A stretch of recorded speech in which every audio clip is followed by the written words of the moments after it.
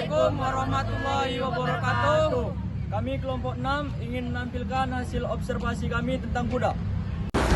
Kuda merupakan salah satu spesies modern mamalia dari genus Quercus. Hewan ini sejak lama menjadi salah satu ternak penting secara ekonomis. Tak heran bila kuda dianggap sebagai hewan ternak yang telah banyak mengubah kehidupan umat manusia. Kuda dalam bahasa Latin disebut Equus cobalus, termasuk famili Equidae, yaitu berkuku satu yang mulanya berasal dari jari 3. Kuda yang saat ini tersebar di seluruh dunia sejatinya berasal dari binatang kecil yang oleh beberapa ilmuwan disebut sebagai Eohippus atau dawn horse. Binatang kecil tersebut telah mengalami proses evolusi sekitar 60 juta tahun yang lalu. Tahun 1867, kerangka lengkap dari fosil Eohippus telah ditemukan di bentukan tebing Eocene. Kemudian pada tahun 1931, kerangkanya disusun kembali di Bighorn Basin, Wyoming, USA oleh paleontologi dari Institut Teknologi California. Proses evolusi kuda terjadi melalui beberapa tahapan yang dimulai dari 1. Eohippus berkembang pada zaman Eocene dengan tinggi 25 cm. 2. Mesohippus. Perkembangannya dimulai pada zaman Oligocene dengan tinggi mencapai 60 cm dan mempunyai 3 jari. 3. Merychippus. Berkembang pada pertengahan dan akhir zaman Miocene dengan tinggi yang sudah mencapai 100 cm dan jari tengah mulai memendek. 4. Pliohippus berkembang pada pertengahan zaman Pleistocene sekitar 6 juta tahun yang lalu. Tingginya mencapai 125 cm. Kuku juga mulai berkembang menjadi kuku 1 dan seterusnya disebut equus, yang tinggi dan ukurannya sudah bervariasi serta bentuk kuku makin bagus. Fosil kuda hampir ditemukan pada setiap daerah di penjuru dunia. Hal tersebut menunjukkan bahwa ternak kuda dapat menyesuaikan diri terhadap iklim setempat. Penyebaran kuda dimulai dari Amerika Utara ke arah Amerika Selatan, Asia, Eropa, dan Afrika yang terjadi sekitar 1 juta tahun yang lalu pada akhir zaman es. Sekitar abad ke-16, penjajah Spanyol mendarat di Meksiko dengan membawa 16 ekor kuda, dan selanjutnya kuda-kuda tersebut berkembang dan menyebar di wilayah Amerika. Sementara itu, perkembangan kuda di Indonesia dimulai sejak berdirinya kerajaan Hindu dan Buddha pada abad ke-7 Masehi.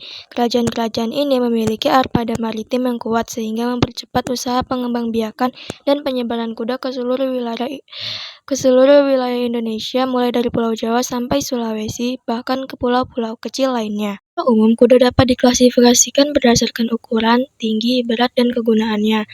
1. Kuda ringan atau light horses. Kuda ringan memiliki tulang-tulang yang kecil, kakinya tipis, dan memiliki berat badan 900 sampai 1.200 pound atau 450 sampai 600 kg saat dewasa. Tingginya sekitar 14,4 sampai 17 hands atau 146 sampai 173 cm. Kegunaan utama jenis kuda ini adalah untuk kuda pacu, kuda tunggang, atau untuk membantu dalam peternakan. Kuda light horses umumnya lebih lincah dan lebih cepat dibandingkan dengan kuda draft horse. Jenis kuda yang kedua adalah kuda berat atau heavy horses. Kuda berat memiliki tulang belulang yang besar dan kaki. Kakinya tebal dan kuat dengan berat 1.400 IB atau 700 kg atau lebih saat dewasa dan tinggi 14,5 sampai 15,5 hands atau 147 sampai 157 cm. Kegunaan utama kuda ini adalah untuk kuda tarik beban, kuda tunggang, dan kuda yang dipakai untuk pekerjaan berat lainnya. 3. Kuda poni dan keledai. Kuda poni dan keledai biasanya memiliki berat kurang dari 800 lbs atau 400 kg saat dewasa dan tinggi di bawah 14,5 hands atau 147 cm. Untuk melakukan pemeliharaan kuda, ada 2 fasilitas utama yang harus diperhatikan, yaitu kandang dan lapangan rumput. Kedua fasilitas tersebut saling berhubungan satu sama lain. 1. Kandang. Kandang merupakan tempat tinggal kuda sepanjang waktu. Dengan kata lain, kondisi kandang sangat berpengaruh terhadap tumbuh kembang ternak kuda. Oleh karena itu, kondisi kandang harus benar-benar bisa memberikan jaminan hidup yang sehat dan nyaman sesuai dengan tuntutan hidup kuda. 2. Lapangan rumput. Rumput adalah pakan utama bagi kuda. Kebutuhan untuk kuda dewasa sekitar 40 kg rumput segar per ekor dan per hari yang harus dipenuhi dari padang rumput. Pengelola lapangan rumput yang baik dapat menyediakan lingkungan yang paling sehat dan paling alami untuk latihan dan tempat bermain kuda. Juga dapat menyediakan kebutuhan pakan dengan nilai tinggi dan biaya yang lebih murah.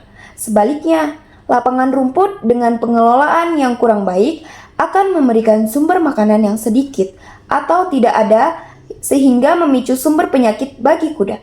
Sebenarnya, padang rumput yang baik sudah cukup memenuhi kebutuhan gizi untuk kuda pada berbagai kelas, seperti kuda yang tidak produktif atau kuda yang sedang latihan ringan.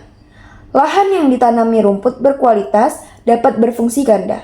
Selain untuk tempat pergerakan kuda, lahan rumput juga dapat berfungsi untuk memenuhi kecukupan pakan kuda yang berkualitas. Awalnya kuda memang memegang peranan penting dalam pengangkutan orang dan barang selama ribuan tahun. Namun, seiring dengan perkembangan zaman, pemanfaatan kuda tidak hanya sebatas sebagai pengangkut ataupun penarik.